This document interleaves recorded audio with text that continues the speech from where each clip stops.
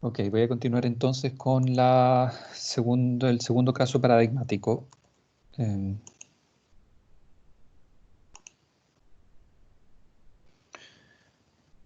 entonces,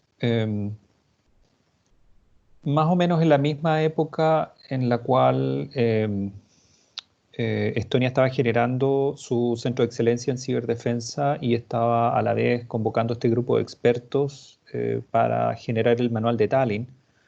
Estaba sucediendo otra historia en Irán, ¿ya? Eh, Todos hemos escuchado historias respecto a Irán. Eh, Irán fue un país que es considerado en conflicto normalmente dentro de la comunidad internacional. Tienen problemas relativamente grandes de conflicto, sobre todo con Estados Unidos. Y la mayor parte de nosotros hemos escuchado también que Irán tiene una historia de desarrollo nuclear, ¿ya? Pero la verdad es que no comenzó así, ¿ya? En los años 50, Irán, bajo la dirección del Shah Pahlavi, eh, tenía una visión muy progresista respecto a la obtención de energía, por ejemplo. Parte de lo que decía el Shah Pahlavi, el monarca de Irán en los años 50 es no podemos a futuro depender del petróleo. Eh, por lo tanto, lo que va a hacer Irán es obtener ayuda de Estados Unidos y va a desarrollar un programa de energía limpia. Entonces, en los años 50 Irán comienza un programa nuclear con ayuda de Estados Unidos. Incluso en el año 70, Irán firma lo que se llamó un tratado de no proliferación atómica, en el cual se comprometían, por supuesto, a no desarrollar armas nucleares. ¿M? En el año 79, sin embargo, ocurrió lo que se llamó la Revolución iraní, ¿ya? Y el ayatolá Khomeini depone al Shah Pahlavi y pone fin, entre otras cosas, a una monarquía que había durado persa, que había durado alrededor de 2500 años.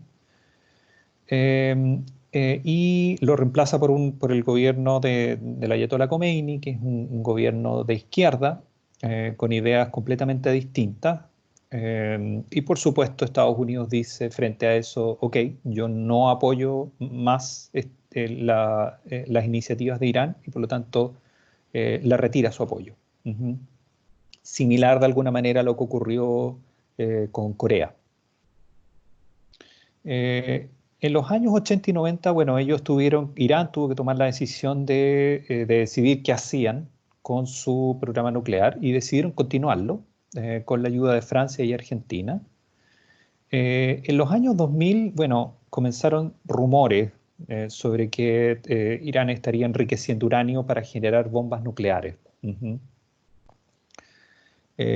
Tanto fue así que el año 2003 la Organización Internacional de Energía Atómica manda inspectores al país para investigar, para saber de qué se trataba, si eran fundados estos rumores o no. Y en el año 2006 se considera que se ha reunido suficiente evidencia, tanto como para que el Consejo de Seguridad de la ONU le exija a Irán finalmente detener el enriquecimiento de uranio. Ujú.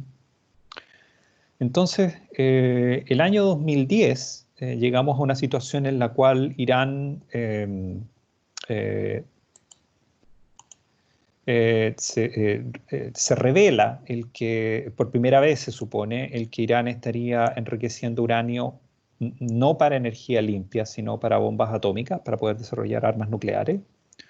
Y comienza una serie de conversaciones para lograr que ellos no persistan, por supuesto, en esto. Ahora, para que entendamos un poco lo que viene a continuación, ¿ya? Y la relación de todo esto que estamos hablando con la ciberseguridad y con el caso que queremos contar, tenemos que contar un poco acerca del proceso de enriquecimiento de uranio. Ujú. Para enriquecer uranio, normalmente se requieren 7 pasos distintos que comienzan con el minado, ¿ya? De hecho, Irán es uno de los pocos países en el mundo que tienen yacimientos naturales donde se puede encontrar en una concentración muy pequeña óxido de uranio, hasta el retirado de los desechos de todos los pasos anteriores. Em, Dentro del proceso de enriquecimiento, lo que se hace es que se retira el mineral de uranio de las minas, se procesa y se transforma en un gas muy pesado, de hecho uno de los gases más pesados que existen, que se llama hexafluoruro de uranio. Este gas se enriquece en centrífugas, eh, de manera que se va obteniendo uranio en cada vez una concentración mayor. Ahora, para que se entienda, cuando uno quiere uranio para lograr energías limpias con ello, se puede llegar a una concentración del 3 al 4%, pero si uno quiere desarrollar armas basadas en uranio, uno necesita una concentración mucho mayor. Y luego se fabrica combustible, se usan reactores y se reprocesa y se retiran los desechos. Ahora, en ese entonces, en el año 2010, Irán era muy bueno haciendo los primeros 4 pasos que aparecen en la diapositiva. El quinto, tenían eh, parcialmente los recursos para hacerlo, tenían expertos y tenían algo de tecnología, sin embargo, para la fabricación de combustible era un paso incompleto en términos de sus capacidades. Y no podían hacer, en ese entonces no tenían reactores para utilizarlo, para aprovecharlo, ni tenían la capacidad para reprocesar los restos del enriquecimiento. Entonces, la preocupación de la comunidad internacional era que estaban muy cerca de lograr enriquecer uranio como para poder desarrollar armas nucleares y para poder usarlo en reactores. Entonces, es un diagrama que muestra centrífugas. La idea de las centrífugas es tal cual como las centrífugas de ropa. La idea es que el uranio entra a una primera centrífuga, se separa en dos isótopos del uranio, el 235 y el 238. Y el uranio 235, que es el que se enriquece, que es más ligero, sube y sale hacia una segunda centrífuga, y el uranio 238 sale de la centrífuga, es más pesado, baja y sale de la centrífuga como un desecho. Y así esto se lleva a una segunda centrífuga, se repite el proceso hasta que se obtiene el nivel de concentración que uno requiere, ¿ya? Ahora, todo este proceso es importante porque es un proceso físicamente muy difícil de hacer. Es muy difícil el lograr controlar la velocidad de esta cascada de centrífugas para lograr enriquecer el uranio finalmente, y por lo tanto hay que estar pendiente con muchas personas y con muchos recursos tecnológicos para que este proceso no se detenga. Ahora, uno podría pensar que en realidad el gobierno iraní en ese entonces no tenía ninguna intención de mostrarle al mundo todo esto, de que lo iban a guardar en secreto. Sin embargo, fue todo lo contrario. Ya la televisión iraní publicaba esto de manera orgullosa. Ellos estaban muy contentos con su desarrollo y no tenían ningún empacho en mostrarlo abiertamente en televisión.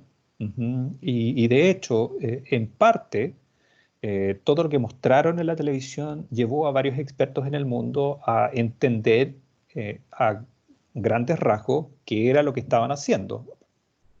Ujú.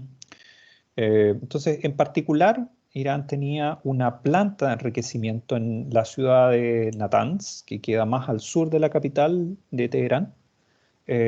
Y lo que tenían en esa central era cascadas de centrífugas para enriquecer el uranio. Lo que vemos ahí abajo es una imagen de la central en Natanz. donde se ven pantallas de computadores, de donde se pudo deducir, entre otras cosas, un montón de detalles técnicos respecto a la planta y su operación. Ujú. Estas son centrífugas, el que aparece al medio es una de las autoridades de Irán en ese entonces, eh, y a partir de estas imágenes se logró entender, entre otras cosas, el modelo exacto de centrífuga que estaban utilizando dentro de las plantas para poder enriquecer uranio. Entonces, como podrán ustedes entender, Estados Unidos no está contento con todo este desarrollo y en el 2009, lo que sabemos de cierto es que en el 2009 empezó a aparecer un gusano, que después fue bautizado como Stuxnet, que comenzó a atacar sistemas de control industrial. Y si ustedes se recuerdan las clases anteriores, existe un tipo de computador específico que se llama PLC, o controlador de programación lógica. Y estos computadores controlan la mayor parte de las actividades industriales automatizadas, ¿ya? Este es un diagrama que muestra cómo este gusano empezó a infectar estos computadores específicos, solo computadores de control industrial, ningún otro tipo, eh, y muestra varias cosas curiosas. Como se puede ver acá, esta es la cantidad de computadores de control industrial infectados, y cada una de estas barras corresponde a un país distinto, ¿ya? Y la verdad es que la gran mayoría de los computadores industriales estaban en Irán, no en el resto del mundo. Incluso llegaron unos pocos computadores, o sea, hubo unos pocos computadores en Chile infectados, pero la enorme mayoría de ellos estaba en Irán. Ujú. En el año 2000, esto fue en el año 2009, en el año 2010, un grupo de investigadores que escribieron el informe que aparece ahí abajo a la derecha, que se llama Cómo matar una centrífuga, de Robert Langner, Ralph Langner, perdón. Bueno, en el año 2010 estos investigadores encontraron dos gusanos, ya que estaban basados en el mismo código y que infectaban los distintos PLCs que había principalmente en Irán, ¿ya? El primer gusano lo que hacía era afectar la velocidad de centrifugado dentro de la centrífuga. ¿Ya? Lo que hacía era, después de cálculos muy precisos, lograba aumentar la velocidad de manera que aumentaba la presión dentro de la centrífuga y eventualmente inutilizaba la centrífuga. Recuerden que yo dije que el gas que estaba dentro de las centrífugas era un gas muy pesado, por lo tanto, eh, eh, había que tener mucho cuidado con el aumento de presión que ocurría dentro de la centrífuga y dentro de la central en Natanz. Una de las cosas novedosas del programa de desarrollo nuclear en Irán era que tenían un sistema que les permitía detectar cuando una centrífuga estaba en peligro por el aumento muy grande de presión, de manera que lograban parar la centrífuga, sacarla, reemplazarla por otra en el caso de que se echara a perder, sin afectar el resto de la instalación. Ujú. Sin embargo, lo que ocurrió con este primer gusano era que afectaba la presión dentro de las centrífugas de manera tal que echaba a perder las centrífugas más frecuentemente de lo que uno podría esperar, eh, como una cuestión normal, ¿ya? Como más allá de la tasa media de desperfectos que deberían tener estas centrífugas. Ujú. Este primer gusano era muy bueno en hacer lo que hacía. De hecho, no se propagaba por internet, no hacía uso de vulnerabilidades de día cero, no se comunicaba usualmente con un control. Lo que hacen típicamente los malwares que se comunican con un control, con un computador central, ¿ya? Este gusano actuaba por sí solo, no se comunicaba con nada. Ujú. Y entró a la central de Natanz a través de de un computador infectado de parte de un contratista de la central de Natanz, ¿ya? La central completa de Natanz estaba desconectada de Internet, ¿ya? Había lo que se llama un air gap entre, entre la red dentro de Natanz y el resto del mundo. No estaba conectado a Internet, estaba aislado de Internet. Entonces, quien quiera que haya generado, que haya diseñado este primer gusano al menos, se dio cuenta de eso y por lo tanto estudió muy cuidadosamente quiénes eran los contratistas de Natanz y se dedicó a intentar infectarlos a ellos, esperando que estos contratistas entraran a la central con sus computadores, se conectaran a la red interna e infectaran la red interna. Ahora, este primer gusano que estamos describiendo acá era súper especial en el sentido de que su efecto dependía del largo de la cascada de centrífuga, ¿ya? Y como había sido diseñado de manera tan especial, sin hacer uso de vulnerabilidades de día cero, sin propagarse por Internet, sin comunicarse con un control, era extremadamente difícil de detectar, ¿ya? De hecho, los investigadores que lo descubrieron casi por casualidad. Sin embargo, en algún punto, en el año 2010, ocurrió un cambio. Lo que se hizo es que se generó, basado en el mismo código, un segundo gusano que tenía un efecto súper distinto, era mucho más agresivo. Lo que hacía este segundo gusano era que aumentaba la velocidad de rotación de la centrífuga un tercio más allá de la velocidad normal de operación y luego paraba la centrífuga casi en seco y lo que producía era eso que simplemente se rompían los motores. Ya, era mucho más evidente su efecto que el primer gusano. ¿Mm? Este segundo gusano era muy específico, atacaba solamente a ciertos PLC y ciertos software para PLC que funcionaban con Windows 95 o superior. Este gusano sí se replicaba, ¿ya? Pero solamente a otros 3 computadores y además estaba programado para borrarse a sí mismo en una fecha muy específica, que era el 24 de junio del 2012. Ujú. Bueno, era más agresivo, tal cual como ya dije, y además era carísimo de desarrollar, fue carísimo, ¿ya? Y sabemos esto porque a diferencia del anterior, utilizaba 4 vulnerabilidades de día cero. Sí se comunicaba con un control, ¿ya? Por lo tanto, era posible detectarlo si uno miraba el tráfico de datos de la red. Y además, bueno, simulaba ser un driver, ¿ya? Para dispositivos específicos dentro de Windows. Entonces, em, ¿cuál fue el efecto de esto? El efecto principal de estos dos gusanos del Stuxnet fue romper las centrífugas, echar a perder las centrífugas de la central nuclear de Natanz, ¿ya? Con el objetivo claro de retrasar el desarrollo de Irán en términos nucleares. Este ataque vino en 2 partes.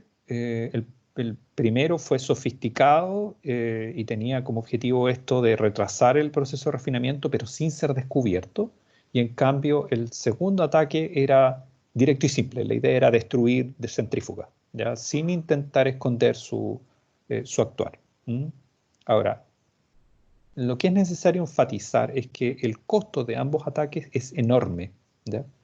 Requirió de información interna de operación de la planta y por lo tanto requirió de entender también qué tipo de personas trabajaban dentro de ella, cómo podía infectarse los computadores de estas personas. Se requirió también duplicar instalaciones para pruebas y desarrollo, es decir, comprar exactamente de las mismas centrífugas, colocarlas en tándem, en cascada, y requirió también tener acceso a hexafluoruro de uranio, ¿ya? Al gas, porque el efecto de jugar con la velocidad de las centrífugas es completamente distinto si las centrífugas están vacías o si tienen otro material. Por lo tanto, ustedes entienden que es súper distinto el simular el contenido de una centrífuga solo con un material específico, ¿ya? Y requirió también invertir en vulnerabilidades de día cero y robar llaves privadas, ¿ya?, de prestadores de servicios de certificación. Entonces, el resultado de esto fue que no necesariamente, a pesar de que sí era el objetivo principal, el efecto principal no fue necesariamente retrasar el programa nuclear iraní, no fue el efecto más, el único efecto al menos. También tenemos que entender que tenía como objetivo el dar a conocer la capacidad de ciberarmas que tenían las grandes potencias sin necesariamente admitir su uso.